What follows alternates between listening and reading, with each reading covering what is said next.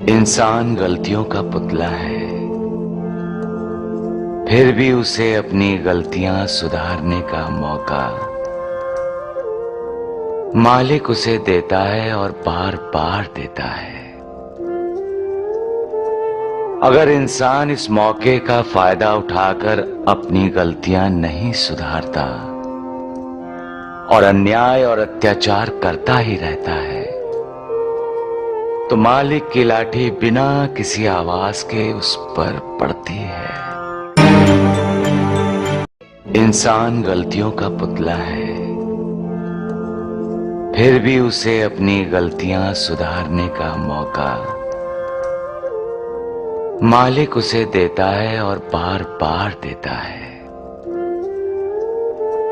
अगर इंसान इस मौके का फायदा उठाकर अपनी गलतियां नहीं सुधारता और अन्याय और अत्याचार करता ही रहता है, तो मालिक की लाठी बिना किसी आवाज के उस पर पड़ती है।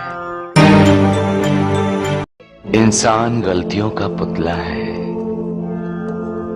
फिर भी उसे अपनी गलतियां सुधारने का मौका मालिक उसे देता है और बार बार देता है। अगर इंसान इस मौके का फायदा उठाकर अपनी गलतियां नहीं सुधारता और अन्याय और अत्याचार करता ही रहता है, तो मालिक की लाठी बिना किसी आवाज के उस पर पड़ती है। इंसान गलतियों का पुतला है, फिर भी उसे अपनी गलतियां सुधारने का मौका मालिक उसे देता है और बार बार देता है।